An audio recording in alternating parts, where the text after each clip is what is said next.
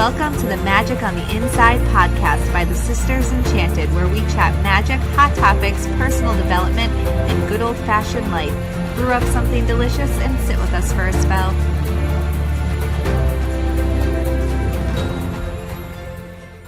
Welcome to episode 3 of our Magic on the Inside podcast. I'm Sarah, founder of the Sisters Enchanted, and I am bringing you our next installment of our Everyday Witches Making Everyday Magic series. And today we are talking to community member Sharon Overschmidt, who was born and raised in the Granny Witchcraft tradition. In this episode, she tells us many stories about her childhood and talks about what it's like for her finding her path again and going home, so to speak, into the tradition.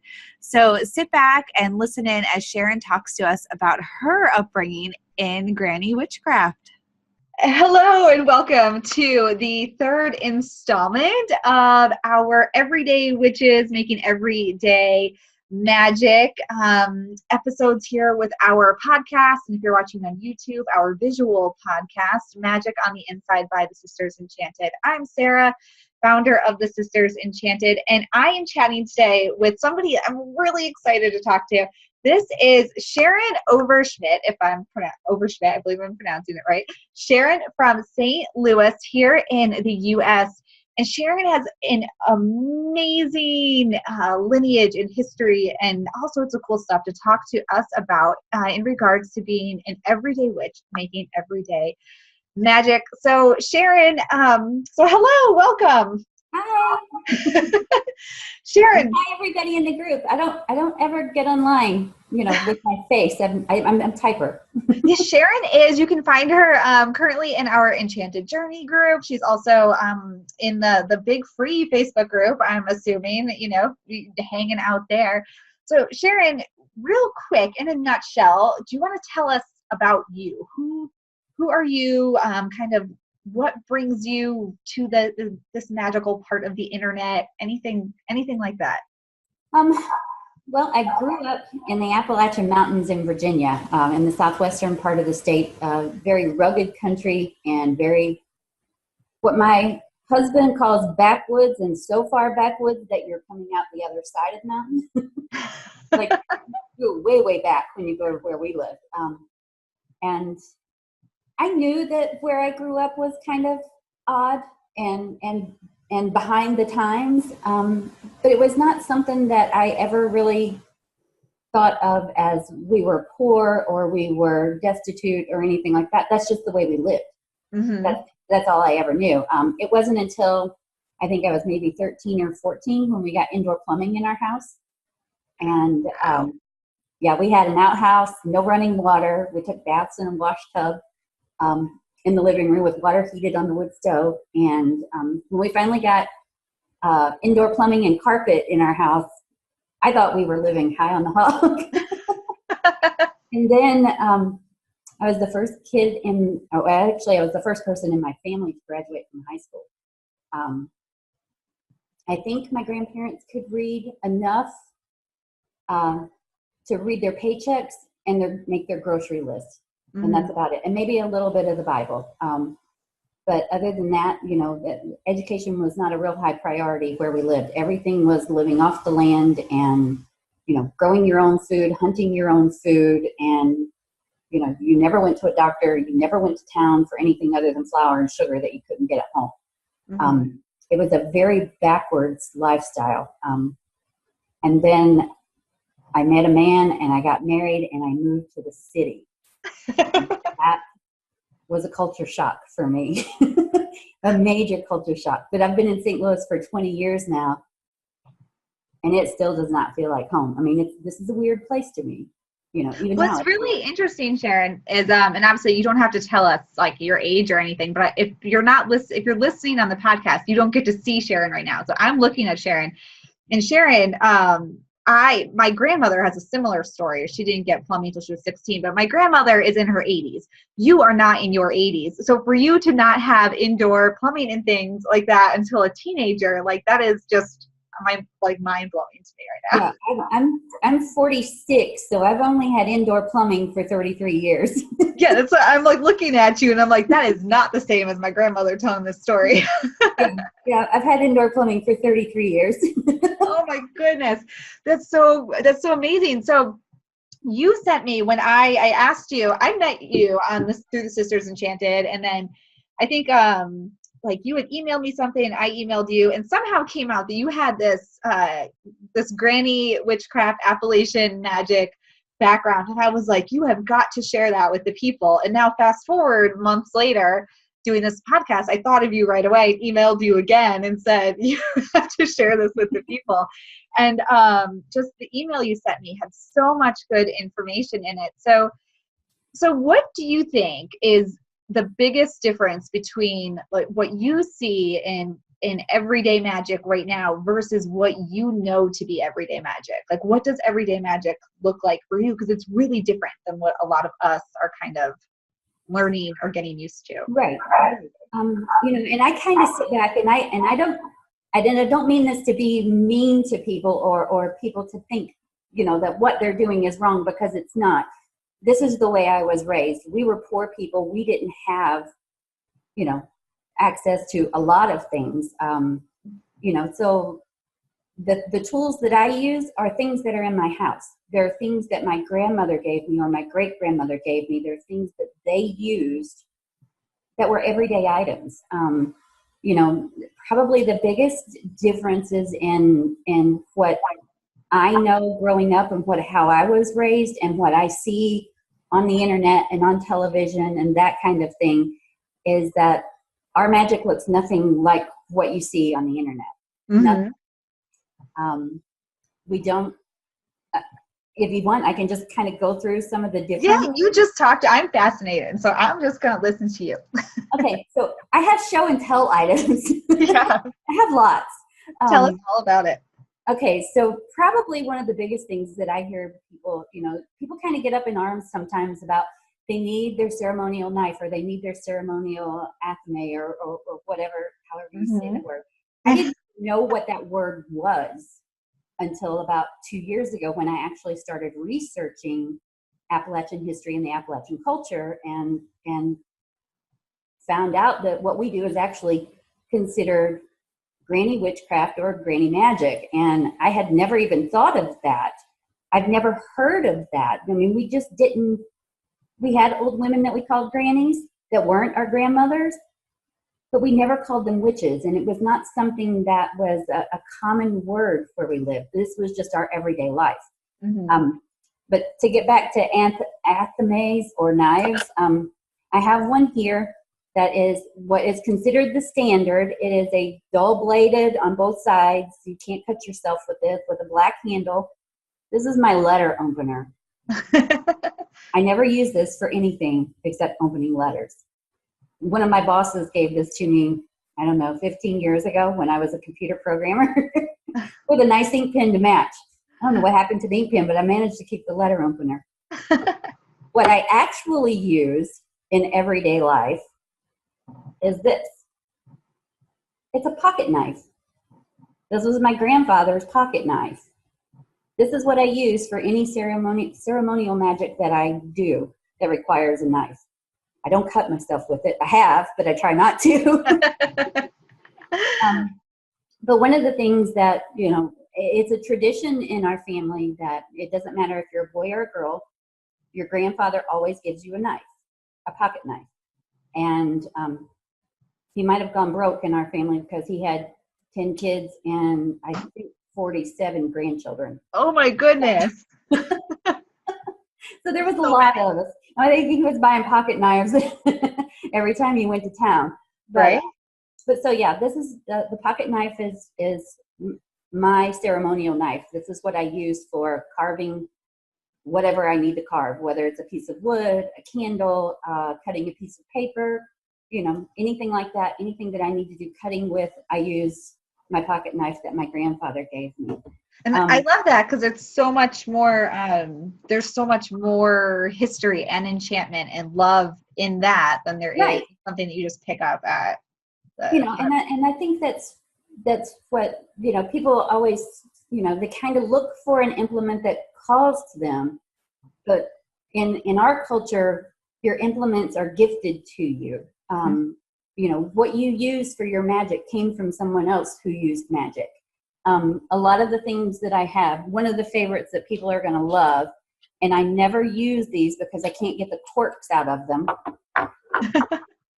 are these tiny little bottles that were my great-great-grandmother's. I have no idea what she kept in these little bottles, but I love them. They are pretty, yeah. When she was getting older, she had shelves of these little bitty bottles with herbs and stuff in them, and she just handed them out to everybody in the family. She would give each of the grandkids a couple of them, and and things would just get passed down. Some of the other things that I got were candle holders. These are glass candle holders from the 60s, I think. That were my great-grandmother's, or my grandmother's.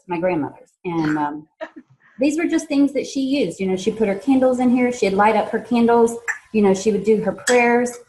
And then, she would just go on about her business. But, these were all things that were gifted to us, whenever someone would pass away or they would find another use for something else. And they would say, oh, here, you just take that. I don't need that anymore. And sometimes it would be something as simple as, my grandmother would sometimes say, well, this isn't working for me. You take it. Yeah. You'll have better luck with it than I will. So there was lots of little things like that. One of the strange things, people always think they have to have a mortar and pestle to grind their herbs and that kind of stuff. We didn't have mortars and pestles. We used our table and a rolling pin. And, that's what you ground your mortars and pestles with. And then we had one of these little weird polish brushes. It's like for shoe polish, except you never polished your shoes with this one. And this is what my granny would sweep her herbs off into her little bowl with from the table to make sure that she got all of her little bits and pieces and, of herbs and things. So this was gifted to me when she passed away. So, I've got lots of little weird trinkets, that. What did somebody said recently that witchcraft is the religion of tchotchkes? Yes. Stuff. My spoon, my special spoon. My grandmother always told me you have to have a spoon with your initial on it. And so it's hard to find spoons with your initials on them.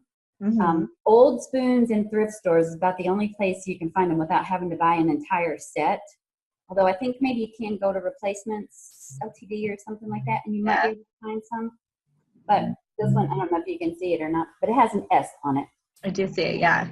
This is what I mix my teas, my tinctures, anything I have to stir with gets stirred with this spoon with my initial on it. So when you were growing up, did anybody ever stop and say, like, you use this herb for this, do this? Or was it did you just like learn by just the way you lived, like how we learned to walk and talk? It's very much how we lived. It was never, all right, today we're going to learn how to do this. It was something happened and we need this.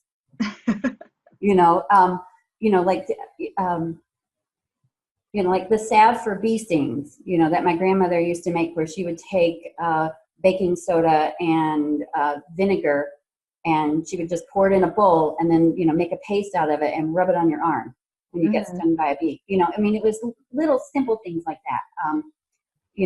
If we had an upset stomach, it was, go outside and pick peppermint out of the garden. Everybody knew where the peppermint was in the garden. Go pick peppermint in the garden, bring it in. Don't get me any leaves with little black marks on them. You take the bugs off, kind of stuff. And, it was just kind of the way we lived, and it wasn't just my grandmother. We got it from our grandfather and my dad too, because they were hunters. And so, they did a lot of ginseng, we did a lot of animal hunting, but then we also did a lot of plant hunting. Ginseng was really popular source of income where I grew up. And so we had ginseng farms in our mountains, in where we lived. And they're not planted like in rows or anything. They grow wild, and you cultivate it, and you take a little piece off of it, and you plant it somewhere else, and just keep it growing, and then you can harvest. But my dad did that for years. I mean, that's how we made our income. That and coon hunting. We raised coon dogs and hunted coons, or raccoons, as what most people would call them. Yep. And we sold the pelts, and that was another source of income for us. My mom and dad did not get their GED or their college degrees until they were in their 30s. I was almost graduated from high school before my parents actually had a diploma of sorts.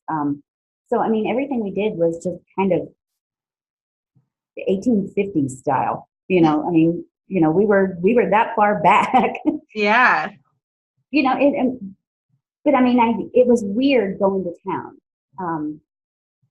We had one car, we had one car. My dad did have a truck that he would borrow occasionally if we needed to pick stuff up. But to go to town was a huge deal. I mean, it was, and I would just kind of sit there and look out the window like, that lady has on a nice dress. That's a pretty dress. And I'm thinking, I haven't had a new dress, and I can't remember when I had a new dress. My mom made my clothes. Yeah. Have store-bought clothes was something I didn't have until I was in high school. So, a lot of the things, my grandmothers taught me how to sew. My grandmothers taught me how to cook. They taught me how to clean the house. They taught me all the little weird things. In our family, we have, they're so far back in the woods that it's one of those roads that the grass grows in the middle of the road because there's nobody goes back there except family. Yeah. So it's just not a very well-traveled place. And everybody lived on the same road, I mean, like I grew up with my grandmother and my great-grandmother, 3 or 4 doors down from me. My aunts and uncles all lived on the same road that we lived on. So, I mean, it wasn't so much that we didn't worry about, people coming to steal us or being abducted, by a stranger or anything like that, because we knew when people were coming up in our little hollow, because there was nobody came up there unless they were a friend of the family.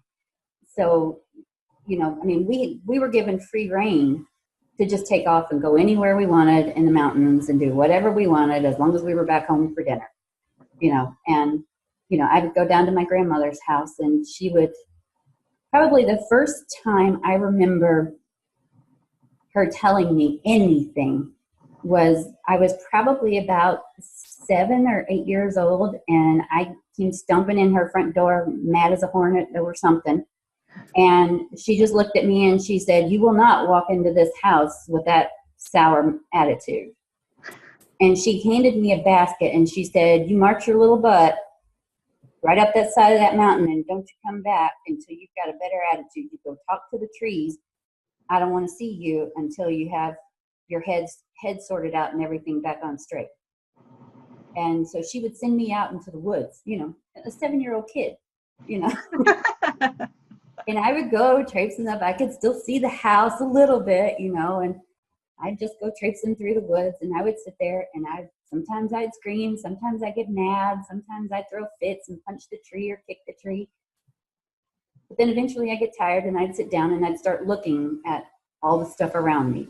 And, I'd pick up an acorn, or I'd pick up a seed, or I'd pick up, whatever it was that caught my eye, and I would take it back and I would say, "Mama, what's this?" Or "Mama, what's that?" And so that's when my education started, really, was then she started telling me, this is what this is used for, and this is what that's used for. And, so she would kind of take me out in the garden and teach me a few things, and then we would go traipsing through the woods and learn, the different kinds of trees and the different kinds of plants. And you don't eat lily of the valley, and you don't, you leave the foxglove alone, and moonflowers are really pretty, but you don't eat those either because they're poisonous, kind of thing.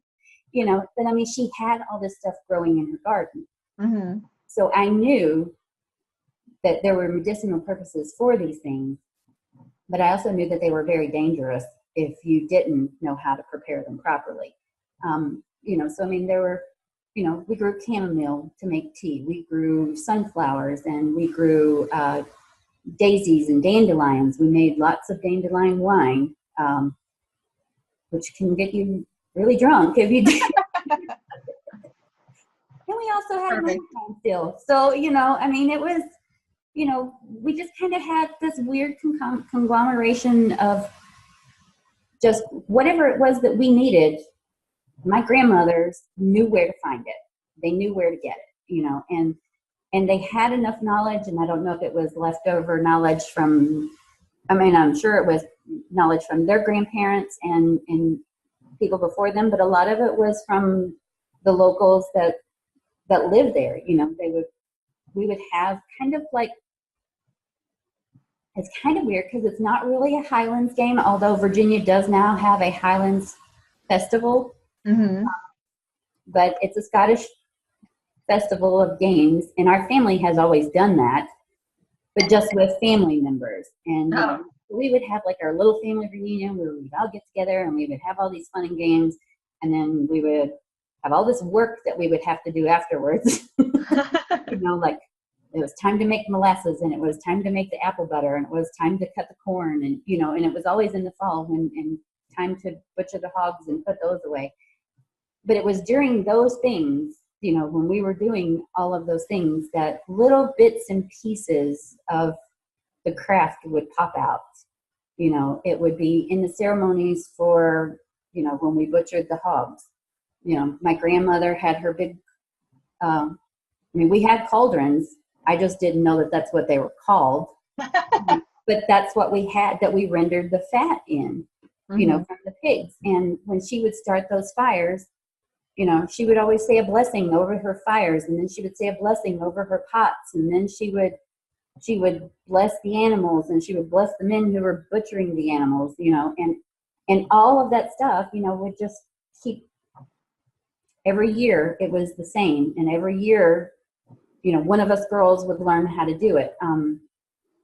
Because Granny would say, "Okay, it's your turn this year. Yeah, it's your turn to do the blessing." So that's kind of how we learned to do it. I am probably the only granddaughter in the family that still even remotely acknowledges this as old world and our old witchcraft and stuff that our family brought from Scotland.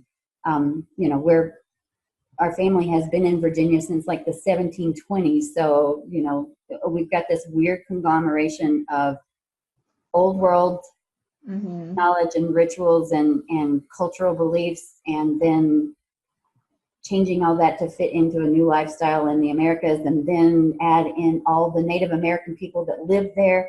So,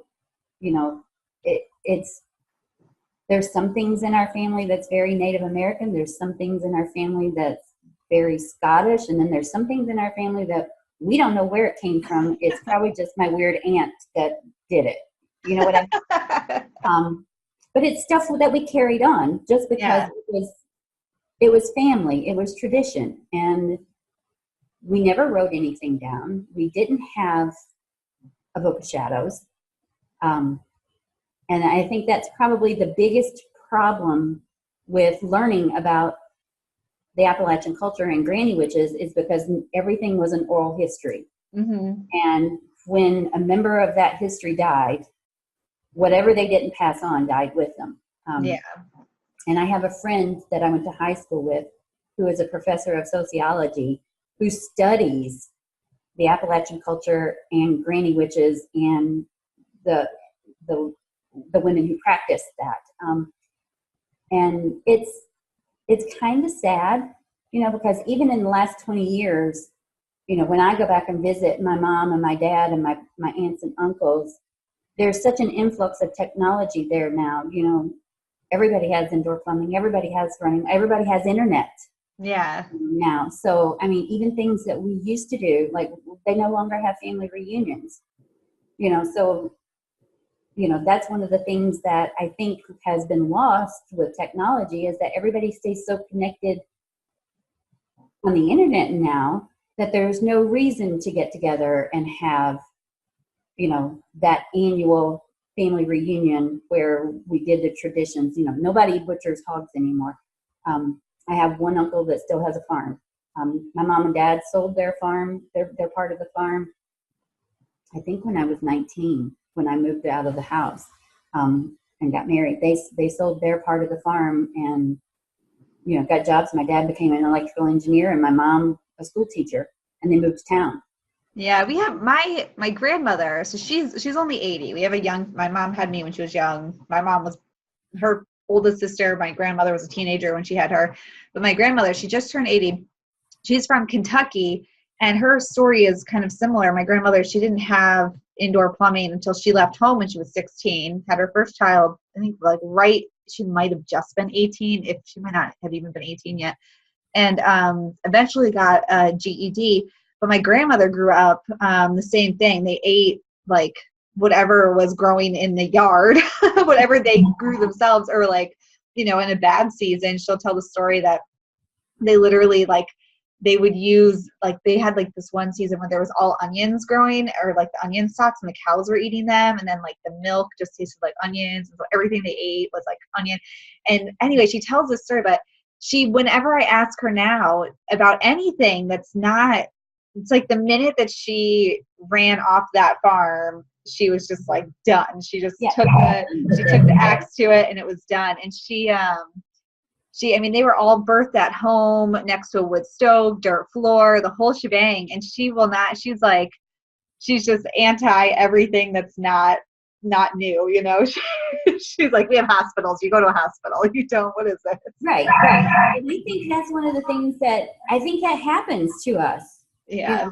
Because, you realize, and this was something that I knew whenever I was growing up, that I lived differently than the kids I went to school with. Mm-hmm. I knew it. It's obvious when you ride a school bus and you see kids, getting out of houses that have, double pane windows and, they have carpet, and they have paved driveways and they have more than one car, and it's, and hearing them talk about it, I had a friend, Amy, and I would go spend the night with her once or twice a month, maybe. And to me, that was a big deal because she had television. She had cable TV. She had MTV. I learned about MTV. I had no idea what MTV was until I went to her house. She had carpet, and she had a bathroom that you didn't have to go outside to use. Yeah.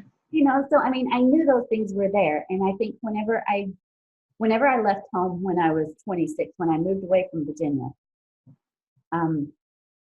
my husband then, when I brought him to meet my family, I think he was really shocked, to see where we lived and how we lived and, what my grandparents' house was like,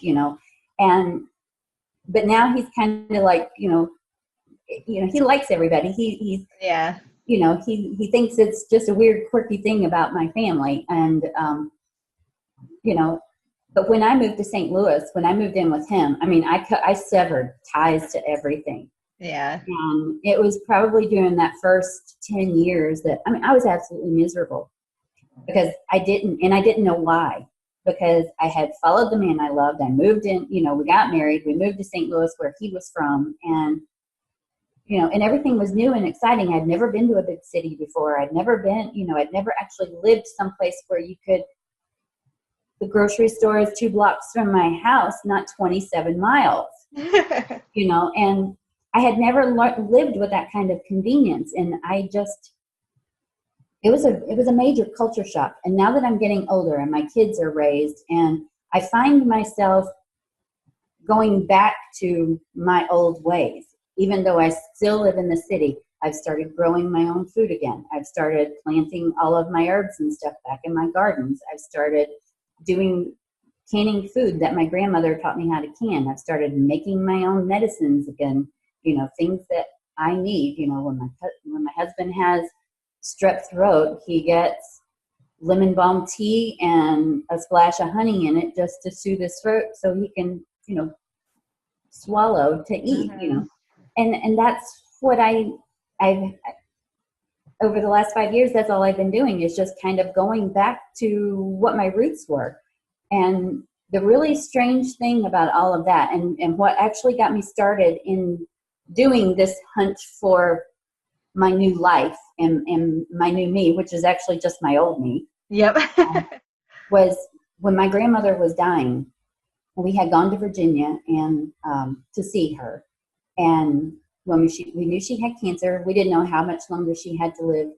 And so we went to visit. And as I was leaving to come home to St. Louis, the last day that I saw her there, I walked into her bedroom. She was laying in the bed, and she gave me a hug and she gave me a kiss. And she said, because my family always said, when are you coming home? When are you coming back?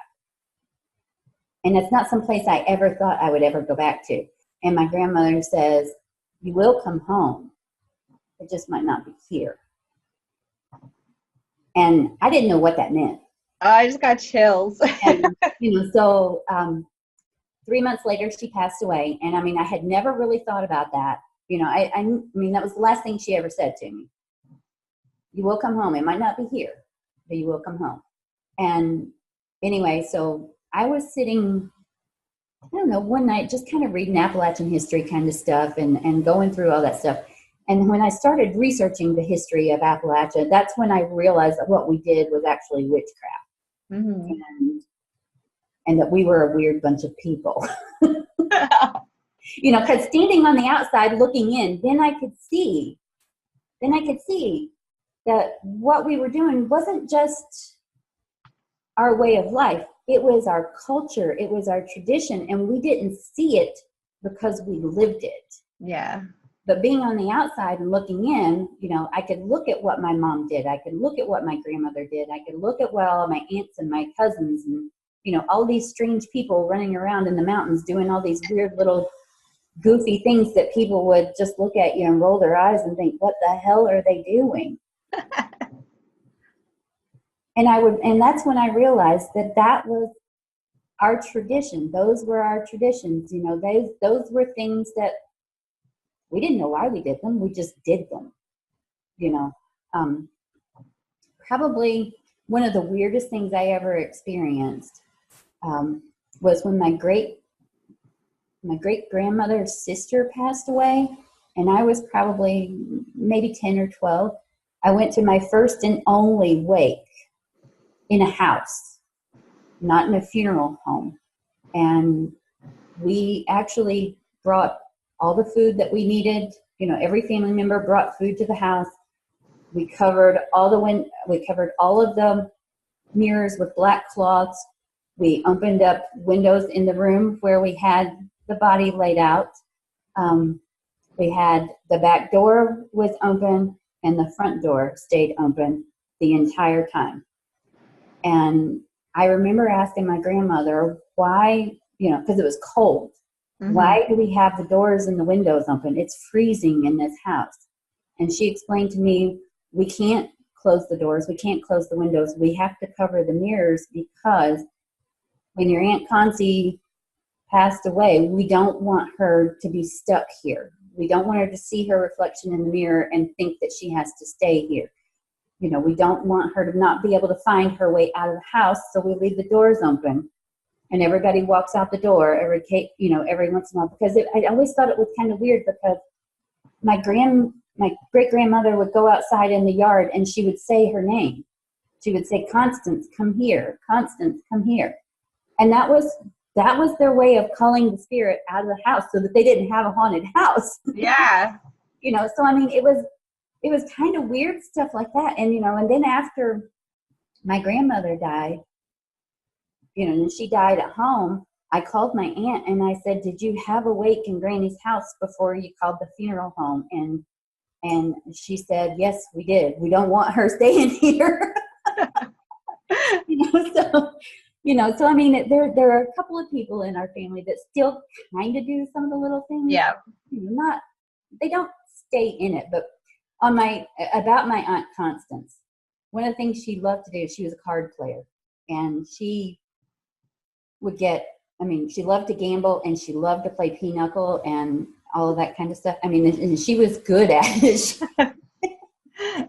But when she passed away, I have had these pencils for years, since I was 8. They are tiny little card pencils for keeping score. I don't know if you can see Oh, this. yeah, yep. So that one has a club on it, and this one has a heart on it.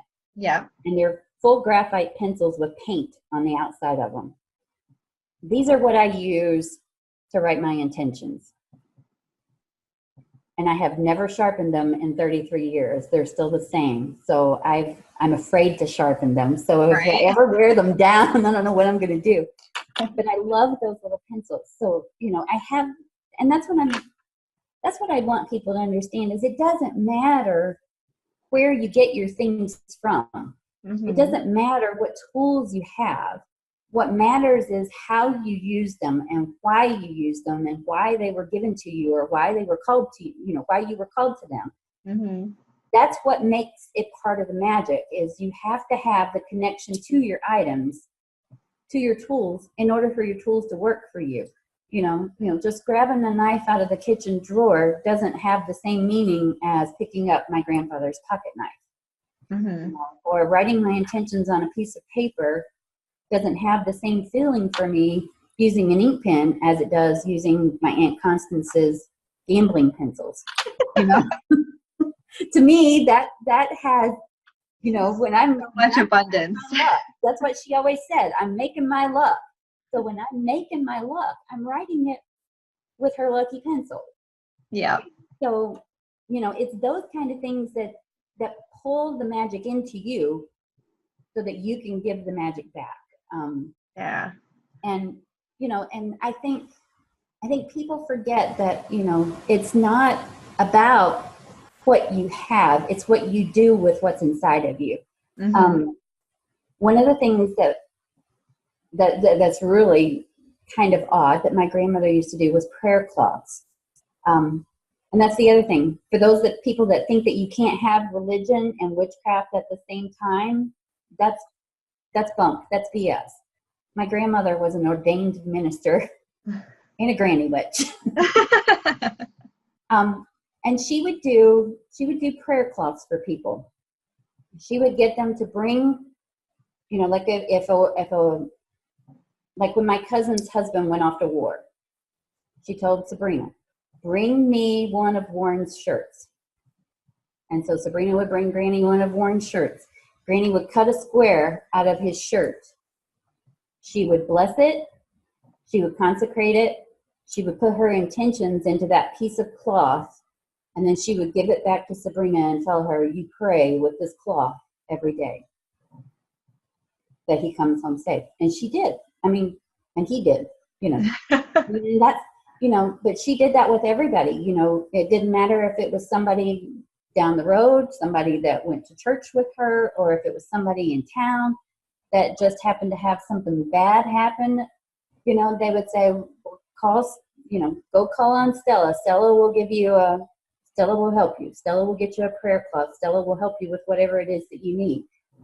And that's one of the things that she did for her community, was even though, to outsiders, it was a simple prayer cloth, but to her, that was a magical item. That was something that, people could carry it in their Bible and nobody would think twice about it. Mm-hmm. And people could put it in their purse, and it wasn't something that, was obviously glaring that this was witchcraft. And I can't remember who it was that was traveling a few months ago in our group, and she was talking about how her family she was visiting family, and she was always at odds with what was going on, and she couldn't get herself grounded back in, and feeling safe, and and she was missing her craft, and I kind of, I left her a message and said, you have to learn to see the magic in everything, put on your white nightgown and go outside with a cup of coffee and walk through the grass. It's the closest you can get to being naked around, in a populated area. Yeah. Back home, we could do that, there was nobody in the woods.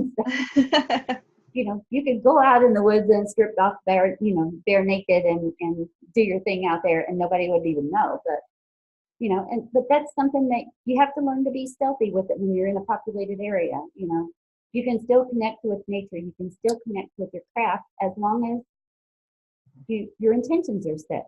Mm-hmm. This is what I need to do. You take your shoes off and walk through the dang grass. Stomp in a mud puddle every once in a while. Feel the mud squish between your toes. Get yourself reconnected with your nature, because that's where your craft is. I mean, that's something that my grandmother always told me, is that the knowledge isn't in your head, it's in your heart. And you have to have the right heart in order to be able to do this. You have to kind of know what you're doing. Yeah. But if you don't feel it, and if you don't have it in your heart, it's not going to do any good.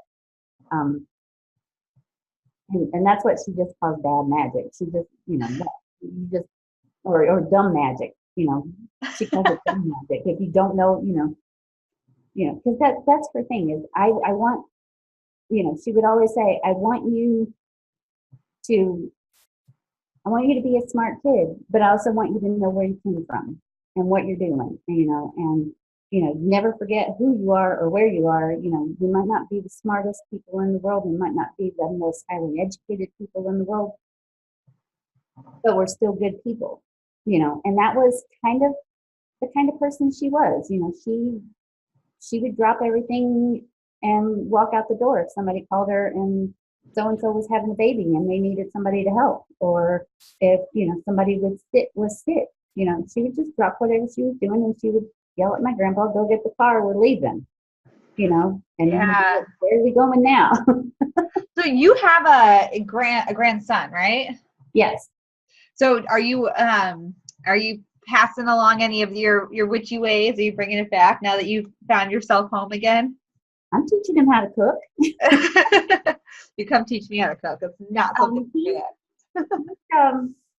he's 2.5, so he's just now getting to the point where he's starting to want to do some of the things that Yaya does. And one of the things that we're still learning how to stir. That's a big problem for him, and that's something that I don't know if people know this, but like in everyday magic, growing up in my grandmother's house, there's 2 ways to stir a pot: clockwise and counterclockwise. Clockwise when you want to add good intention, counterclockwise when you want to take bad stuff out. And never counterclockwise when you're baking a cake, or the damn thing will fall and it won't bake right. So Carter's learning how to stir his cakes, and he's learning how to light candles. He likes to light candles. My husband's kind of a little crazy about that, because he's like, you're teaching him to play with fire, and I'm like, no, I'm teaching him the proper use of fire. My kids like to hold like different smudging things, with the smoke, and walk around, and I'm always like don't touch the hot end. I don't. Well, that's something else that's different about us, is I never learned to smudge. Yeah. It was not something we did. We would light candles. We would burn herbs in a pot. Most of the time in an ashtray. We would burn herbs in an ashtray. Did you hear that my grandmother, who definitely, like I said, she took an axe to her past the minute she walked out that door. But she, one thing she does, and she's not quite in Appalachia. She's a little farther out in Kentucky. But she, one thing she'll do is when there is like, what we would say like negative energy, or like the room needs to be cleansed or something, she just will say like, oh, now it's all bad in here. And she stomps and claps. Like she'll like stomp her foot real hard and clap, and like, she's like, now just get out of here. And that is one thing, my very prim and proper and very far moved away from her past, she will stomp negative energy out. She'll say, now you get out of here. You leave us alone. And she just like, that's what she does. Obviously she's definitely not a Granny Witchcraft person. She doesn't even like talk about her childhood that much, but that is one thing that she does still. It's when she thinks there's bad energy around, she'll stomp it out and clap it out. My grandmother would take a broom, and beat the floor. Yeah. I mean, it was to an outsider, she's kind of scary looking when she does that, you know, but it's kind of the same thing. She would take the broom and she would beat the floor and she would say, get out of my house, you know. Yeah, it's like my grandma. It's like she's like shooing something out, you know, like I don't know, like if I'm, but she's not. She's shooing nothing. She's just shooing the energy. But that's one thing that I catch her doing, and I'm like, you don't even know. It's still in there. Well, I mean, walk away from it, Grandma. Yeah. Well, and I mean, and that stuff gets so ingrained in you. You know, you see your grandmother do it. You see your aunts and your uncles do it all day long, every day. You know, it's a way of life, and it's something that is stuck in you. You can't get it out. I mean, my husband even makes fun of me sometimes because it depends on what I'm doing. Sometimes I fall back into my old language. and he'll look at me and he'll say, that hick's coming out in you today. You know, because I mean, we had a very different kind of speech, and it, you know, and it's something that I fall back into very easily. When I go back and I visit my family, it takes about 3 minutes. Yeah. Before I just totally fall into dropping my G's off my words, doing half words, you know, and, you know, weird combinations of words. Yeah. Like, there ain't nobody got any, you know, and he's like, what the hell does that mean? And I'm like, we don't have, there's none. That's what it means. There's none. Ain't nobody got any. But, you know, I mean, it's, as I've gotten older, I've learned to accept that I come from a poor and kind of backwards community, you know. And a vastly magical community. Right. But I've learned that even though it's poor, that was one of the things that held our magic together, was we couldn't afford to go to town. So we couldn't, you know, we didn't have the opportunity for someone to corrupt us. Yeah. We didn't have the modern world corrupting us because we didn't have access to it. Mm-hmm. You know, so I mean, we held those traditions a little closer and a little closer together. I don't think since I've ever lived in St. Louis have I ever heard anybody say anything about someone giving them the evil eye. And that was something that was very common where I grew up. You know, my grandmother would walk in and say, I was down at the Springs today and Joe walked by and he gave me the evil eye. And she said, so I had to come home and unhex myself. You know, my mom would just be sitting there because my mom was not a believer. My mom was not. My dad's family, yes. My mom, no. My mom would sit there and just roll her eyes, and then she would look at me and she'd say, come on, Sharon, let's go. Mabel's getting on her horse again. And you know, but I thought it was great. You know, I thought the sun rose and set in both my grandmother and my great-grandmother, you know, because those were people that I could be around without judgment. My mom, you know, even though my mom grew up in that same kind of household and in the same kind of poverty level, she always had it in her head that she was going other places. She was not going to be stuck in that holler. She was not going to be stuck, you know, butchering pigs and cows for the rest of her life. And, you know, so, I mean, she kind of looked down on that, and she kind of made me feel bad sometimes for actually wanting to be with my grandparents, you know, and wanting to do those kind of things. So a lot of times I didn't tell her. I would just say, I'm going to the woods, and she'd say, okay, be home for dinner, and I'd go to my grandma's house. You know, I'd be down the road or whatever, you know, and, you know, just doing whatever I wanted to do because, you know, it's not that she didn't care. She always tells us she raised us with benign neglect. You know, we were kind of neglectful of you, but we didn't hurt anything, you know. So we were just allowed free reign, and we were allowed to explore, and we were allowed to explore everything. Mm-hmm. And I think that's one of the things that fails a lot of people now is, you know, and it's nobody's fault. It's just the world we live in. You know, there's so much modernization that you can't get away from it. A lot of times. I mean, you have to go a long ways to get away from it. It's true. You know, and it's something that even my kids, you know, growing up in the city, you know, both my kids grew up here in St. Louis, and they know the mountains in Virginia. They know where they are, They know where their grandparents live. But they don't have the same ties. They don't have the same connections to walking through the woods or knowing the smell of the mountains, the smell of the trees. And I think,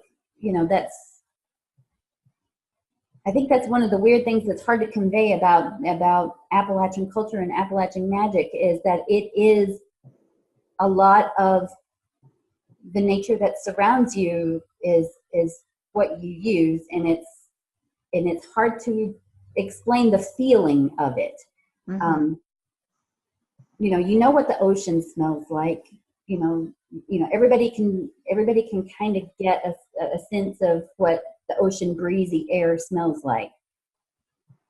But when you're in the forest, I don't know why it is, but the mountains in Virginia, the Appalachian Mountains in Virginia, smell different than the Rocky Mountains. It's all that magic for it.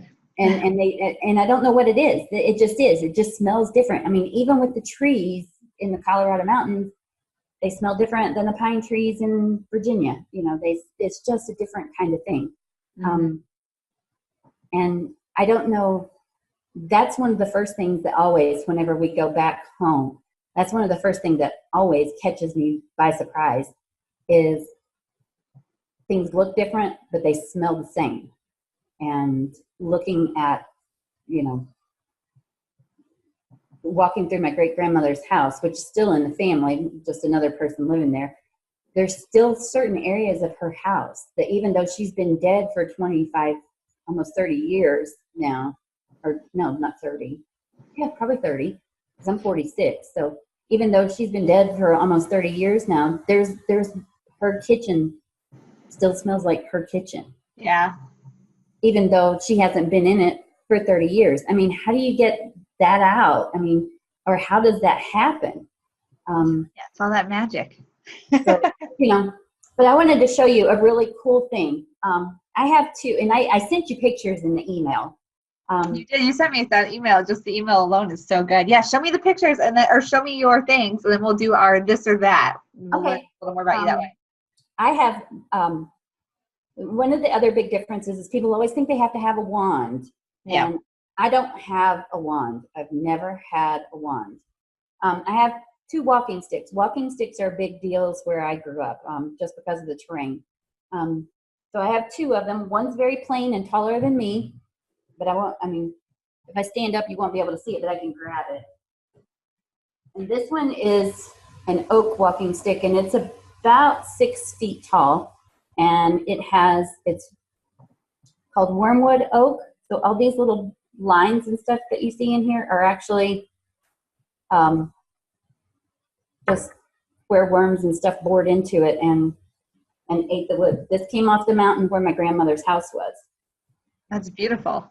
And then this one is my walking stick that's short, not quite short like a cane, but it's short enough that I use it as my walking stick, a staff, and my magic wand. And this one also came from the woods at my grandmother's house, and this one is poplar.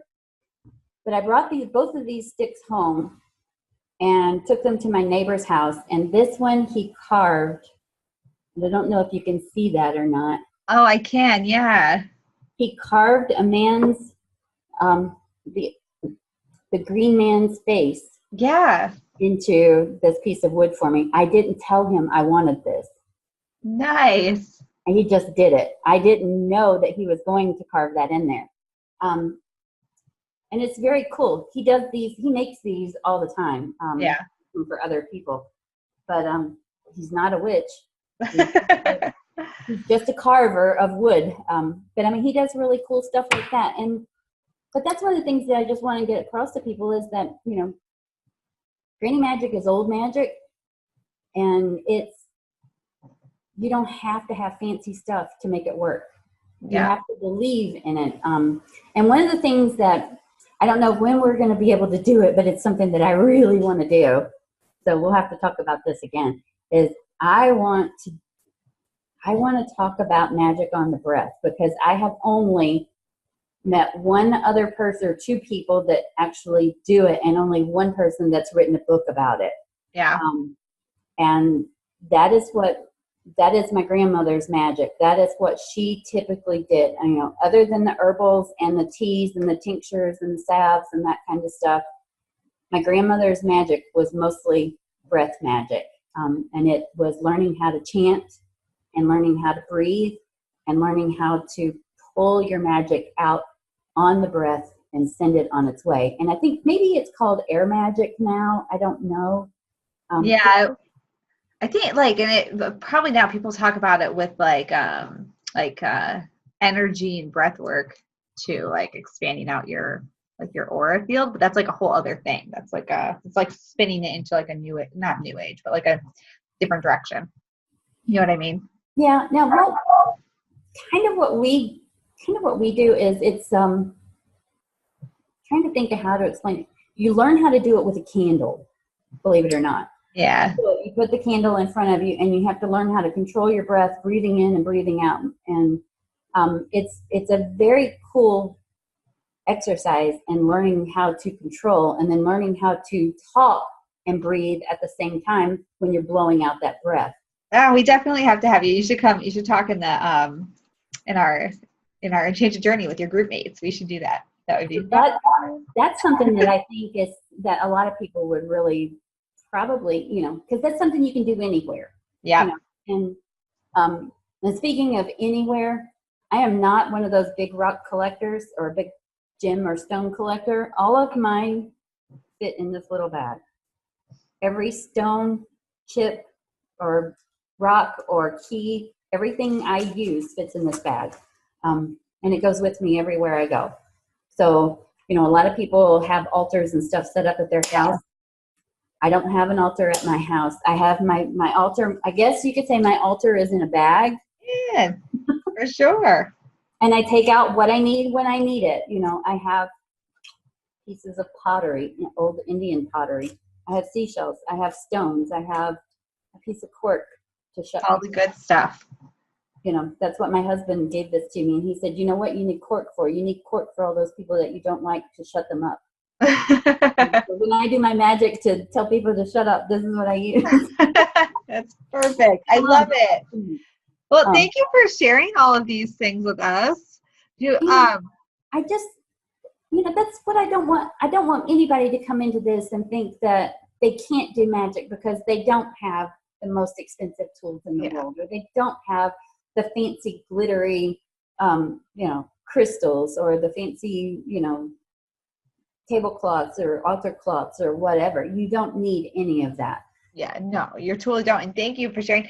I know there's so much interest in like just the like doing things the old ways or whatever. But like when you're talking about the old ways, it wasn't a way. It wasn't like you set up all the things and it was just your life. And so no, we did grab and go magic. You didn't. Yeah.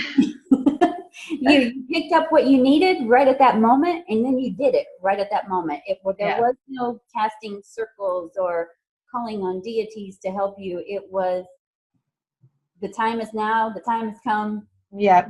Get on out there, get it done. I mean, that's kind of my grandmother's mentality in all of this, was that, you know, and that's a very pragmatic way of doing things, and it was based on where we lived. You know, there were very pragmatic people. There wasn't a lot of fluff around this. It was down and dirty witchcrafting, you know. I mean, you did what you need to do when you needed it, and then you went on with your life. I love it. You might have a 10 or 15 second session of witchcraft, and then you went back to shucking corn or sweeping the kitchen or whatever, you know. I love that. Well, before I let you go, let's do this or that real quick. So all you gotta do is choose one of the things. Try not to think too much. It's just a glimpse into who you are. They're just silly things too. Okay. All right. You ready? All right. You just got to pick one. Pizza or tacos? Pizza. Night or day?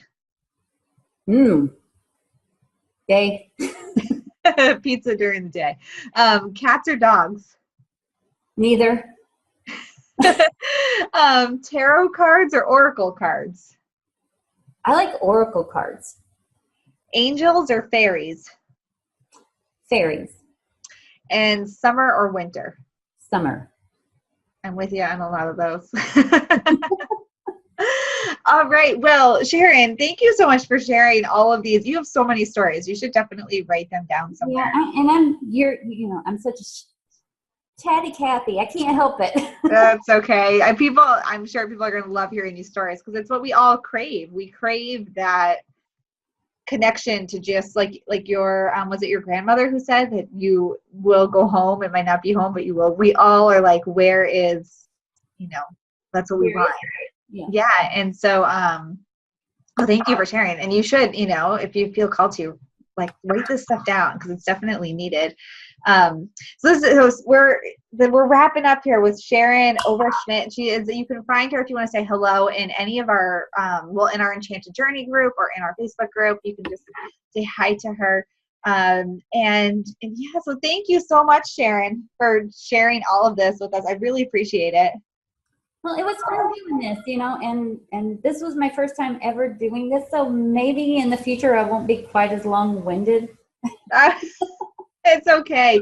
It's good stories to share, and great to see that, it's not a lot of times I think too, when we think of like the old ways, we think of like ancient Celts in Ireland, but it's not always that far off. Yeah, we didn't dance around any stones in white gowns, so.